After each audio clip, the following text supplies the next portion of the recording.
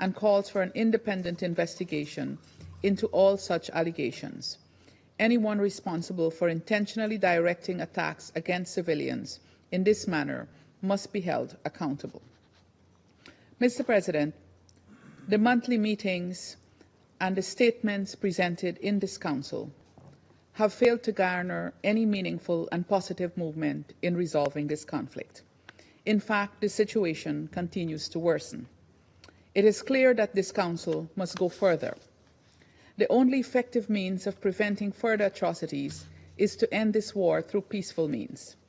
This was the stated intention of Resolution 2774, tabled by the United States last February, which remains relevant today. This Council must consider what other actions can be taken by it to advance Resolution 2774. At the same time, we call for an end to the hostilities and for the parties to commence substantive discussions towards this objective. The international community must continue to support all efforts aimed at achieving this outcome. Guyana will continue to do its part. I thank you. Thank the representative of Guyana for the statement. Now give the floor to the representative of China. President, first of all, I congratulate Pakistan upon its successfully presiding over the Council's work. I commend you and your colleagues for your efforts in this month. I'd like to congratulate Panama as it assumes its presidency and wish it great success. Lately, Russia and Ukraine held several rounds of direct negotiations, reached some consensus on humanitarian issues such as the exchange of the prisoners of war, and made positive progress. At the same time, the crisis persists, and the end of the war is nowhere in sight. Large quantities of weapons and ammunition continue to flow into the battlefield, causing new casualties and damage to infrastructure. It worries us to see the expanding variety and range of weapons flowing to the battlefield, as well as their growing lethality and destructive power. It was reported lately that both sides have deployed combat robots on the battlefield, further showing that Russia-Ukraine conflict is increasingly becoming a testing ground for new weapons, and how war is fought could undergo dangerous changes. I wish to reiterate that weapons may win wars, but they cannot bring about lasting peace. The reckless supply of weapons to the battlefield will only intensify confrontation, prolong the conflict, and cause risks of proliferation, and inflict further casualties and suffering on the people of both sides and the broader region. The urgent priority is for both sides to work together to de-escalate the situation on the battlefield as soon as possible. They should maintain the momentum of talks, continue to build a consensus, and ultimately reach a comprehensive, lasting, and binding peace agreement. President, since the first day of the war, China has actively advocated resolving disputes by peaceful means and called on the parties to the conflict to end hostilities, start negotiations, and restore peace sooner than later. Over the past 3 years, guided by the principle for sure laid out by President Xi Jinping, we have worked actively for peace and pushed for talks. China will continue to work with the international community to play a constructive role for an early political settlement of the crisis. President, earlier, the U.S. representative once again spread false and slanderous narratives against China. It is completely unacceptable. At previous meetings, I responded to such accusations time and again. Since the U.S. did it again today, I am compelled to respond again to set the record straight. First, China did not start the Ukraine crisis and is not a party to it. China has never supplied lethal weapons to either side of the conflict and has strictly controlled export of dual-use goods, including drones. Second, the parties to the conflict are not under Council sanctions. China has normal trade relations with Russia and Ukraine. By doing so, it doesn't violate international law or breach its international obligations. China's legitimate rights and interests must not be infringed upon. In fact, till now, the U.S. has continued its economic and trade activities with Russia. If the U.S. is doing that itself, why it doesn't allow others to do the same? You can set fire to houses while others can't even light lamps. Is that the logic? Third, the Ukraine crisis is at a critical juncture where we see prospects and hopes for a political solution. It is not right for the U.S. to expect China to play a role in putting early end to the war, but never cease its smear and pressurizing tactics against China. We once again urge the U.S. to stop its pointless blame game, stop shifting responsibilities, and play a more constructive role for the end of the fighting and for the peace talks. Thank you, President. I thank the representative of China for the statement. I shall now make a statement in my capacity as the representative of Pakistan. I would also like to welcome the representative of Ukraine to this meeting. Colleagues, the Council is meeting yet again to discuss the Ukraine conflict and the dynamics surrounding it. Pakistan remains deeply concerned over the continuation of this conflict, which has tragically affected the lives of millions of people in the region and beyond. Just last week in this very chamber, we met to discuss the devastating humanitarian and security consequences of this ongoing conflict.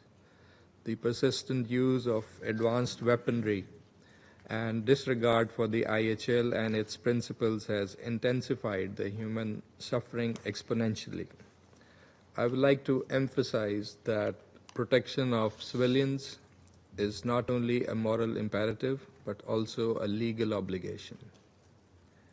International law, especially international humanitarian law, makes it incumbent upon the parties to protect civilians and civilian infrastructure. The targeting of civilians is neither acceptable nor justified under any circumstances. The conduct of hostilities, the means and methods of warfare must remain within the confines of international law, especially the fundamental IHL principles of distinction, proportionality, and precaution. We firmly believe that military means cannot resolve this conflict. The only viable path towards sustainable peace is that of dialogue and diplomacy. That was the message of Security Council Resolution 2774 adopted in February related to this conflict. And here in the Council, we also reaffirmed our commitment to peaceful settlement of disputes through Resolution 2788 only last week. Colleagues, Pakistan's position on the Ukraine conflict has remained clear and consistent. We have always advocated for de-escalation and immediate cessation of hostilities and a comprehensive ceasefire, holding of meaningful negotiations that address mutual security concerns within the framework of the purposes and principles of the UN Charter, and adopting a path of inclusive and constructive diplomacy involving key regional and international stakeholders to promote trust and build confidence to pave the way for a just and lasting peace. Istanbul talks must be built upon and taken forward with genuine and reciprocal commitment to peace. Pakistan reiterates its firm support for a peaceful resolution of this conflict and stands ever ready to support all efforts towards that end. I would now resume my functions as President of the Council. Colleagues, the representative of the United States has asked for the floor to make a further statement. I give them the floor. Thank you, Mr. President.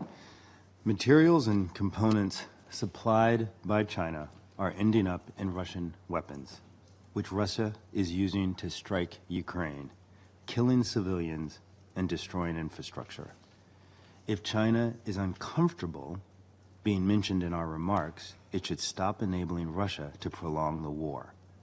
China has said many times that it wants peace. I urge China to bring its actions into line with its words. China's direct actions supplying Russia with the materials it needs to carry on the war make peace difficult to achieve. Thank you, Mr. President.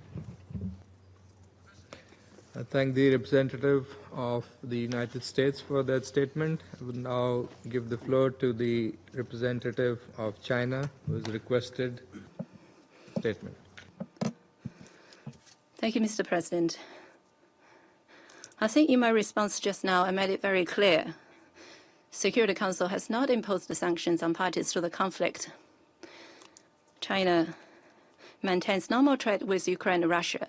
It is not in violation of international law, nor does it breach any international obligation. The U.S. is also conducting trade with Ukraine, so why can't China do that? It is totally normal trade. Actually, it is not China who should feel uncomfortable. It should be the U.S. who feels uncomfortable. In this very chamber of the Security Council, the U.S. keeps on slandering and smearing other countries and accusing other countries. Shouldn't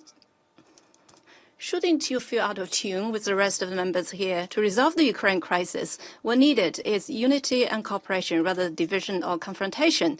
And once again, urge the U.S. representative to stop attacking other countries and stop scapegoating other countries. Instead, you should focus on working more for diplomacy, to work more for peace and talks for peace and for ceasefire. Thank you. Thank the representative of China for the statement. I now give the floor to the representative of Ukraine. Thank you, Mr. President. The Security Council is meant to meet and discuss real problems, threats to international peace and security. And the name of the real problem is written on that country nameplate, Russian Federation. There are no two parties attacking civilians. There is one country, Russia, one problem for peace and security in Ukraine, in our region, and globally. Just last night, on the eve of this meeting, Russia unleashed yet another ruthless assault on Ukraine with 309 UAVs and 8 cruise missiles from different directions. As of now, 11 people were killed in the attack on Kyiv, with the death toll rising and one child among them. Another 135 civilians were wounded across the capital, including 11 children.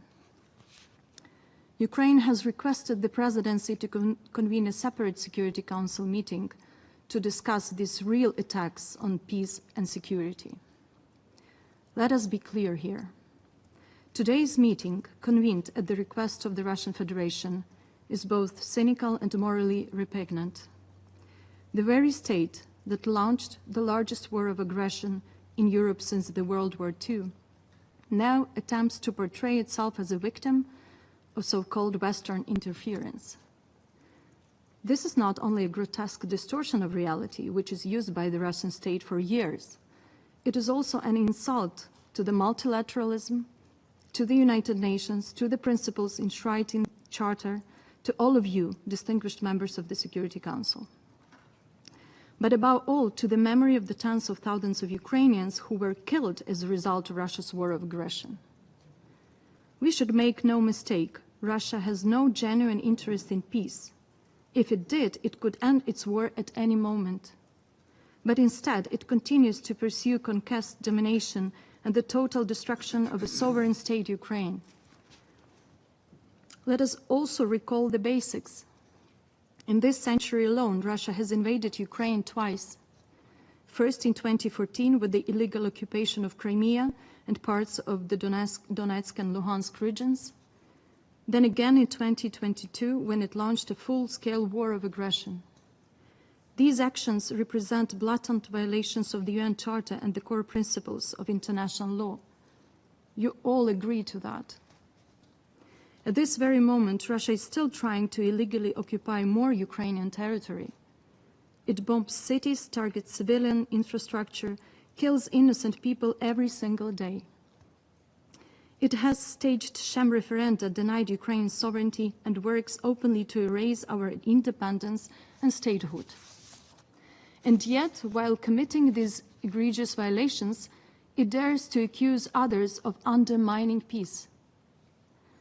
Mr. President, simultaneously, the Kremlin continues to fuel its war of aggression and draw other actors into its campaign of terror.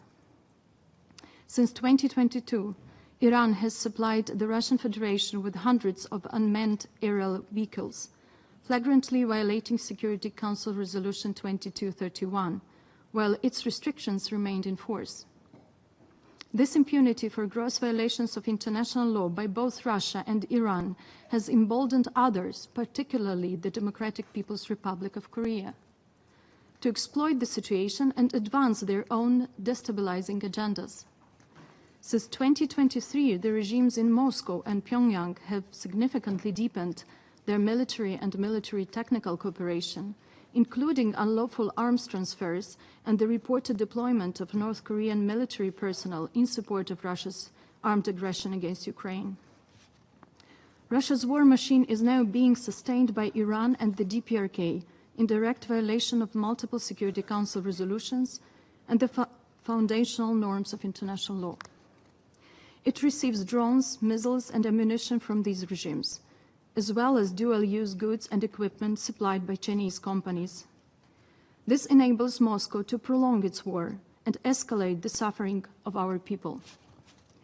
We continue to recover foreign manufactured components from Russian missiles and drones used to strike our civilian infrastructure. This stark reality highlights the urgent need for coordinated international action to halt the flow of materials and technologies that fuel Russia's armed aggression. Mr. President, let us speak plainly about Russia's true motives. Its war of aggression is not about so-called protection of Russian-speaking population, denazification, or demilitarization of Ukraine. And it is not about NATO. Russia claims it invaded Ukraine to prevent NATO expansion. Yet by its actions, it has achieved the opposite. Russia now shares hundreds of kilometers of new border with NATO. And of course, it is not about so-called security concerns of the Russian Federation. Because what security guarantees are needed for the largest nuclear-armed state in the world, whose officials have repeatedly threatened to use these nuclear weapons against Ukraine and other states. At its core, this war is about the survival of the Kremlin's authoritarian regime, which has ruled the Russian Federation with an iron grip for over a quarter of a century. It is also about imperialistic ambitions of Russia, which tries to eliminate Ukraine as a state from the political map of the world and to destroy Ukrainians as a nation. Faced with the domestic stagnation, a shrinking economy, demographic decline, and rising political dissent, the Kremlin chose war as a tool of distraction and repression.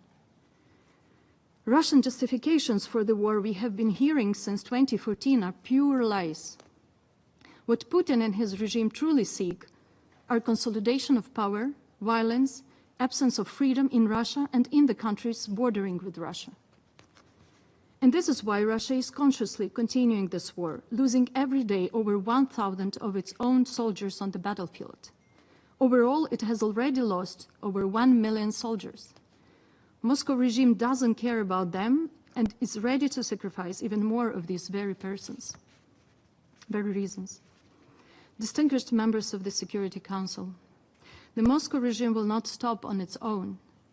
Left unchallenged, it will continue down a path of killing and destruction, aggression, occupation, rape, torture, the deportation of children, and the systematic violation of international law and the UN Charter. We will continue to defend our people, Ukraine's sovereignty, and future of our children. We seek a comprehensive, just, and lasting peace, grounded in the principles of the UN Charter, and nothing less. We repeat, a full, immediate, and unconditional ceasefire is essential. It is the first step to halting Russia's war of aggression against Ukraine.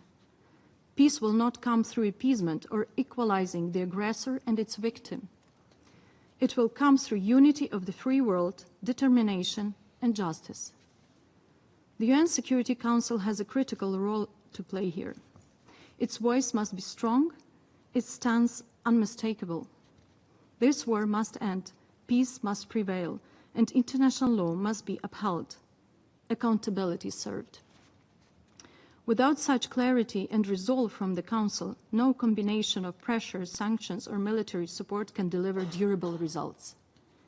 A just and lasting peace begins with a firm and unified message from this body.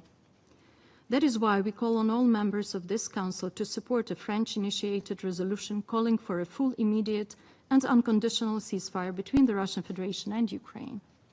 A ceasefire that would apply on land, at sea, and in the air, creating the necessary conditions for peace in accordance with the UN Charter. Now is the time for this Council to come together and to demonstrate the unity and resolve needed to help end this war. In the meantime, we are profoundly grateful to all our partners and allies.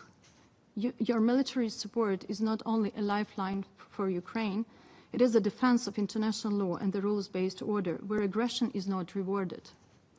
There is only one path to ending this war. Russia must be pushed back, economically, with strong sanctions, politically and militarily. It has to be demilitarized. This country is a threat to all of you. If we fail to stop Russia now, its armed aggression will not end with Ukraine. Others will be emboldened, and the world will become a far more dangerous place for us all. We also must make sure that existing sanctions are enforced. How is it possible that Russian individuals under sanctions, those who directly support and enable this war, are still flying freely and participating in international events as if nothing happened? What message does that send to the aggressor and to the victims? Mr. President, at last week's Security Council meeting, the Russian Federation said nothing about ending the war, not a single word. Instead, it obsessively fixated on Ukraine's internal affairs. Today, it pretends talking peace with one hand and killing innocent civilians in a sovereign state with another. This obsession is revealing Russia cannot stand Ukraine's development, democracy, language, or identity. Its goal is to destroy everything we have built. We often hear, no one will win this war. We see it differently. International law must win. The UN Charter must win. The principles of sovereignty, territorial integrity, inviolability of internationally recognized borders, and the independence of states must win. Because if Ukraine's borders are not secure, will yours be? This war is not only about territory. It is about domination, repression, and fear. The Moscow regime's insatiable hunger for occupying foreign lands exposes its deep-rooted greed. Despite Russia being the largest country in the world by landmass, it still fails to provide basic well-being and security for its own people, and cannot manage its own territories, many of which are in state of decline. Do not fear Russia. Do not let yourselves be misled or manipulated by its propaganda and paralyzed by its threats, including the rhetoric you have heard also at today's meeting. The only way to end this war is to confront its cause, Russia's aggression, with unity, resolve, and action.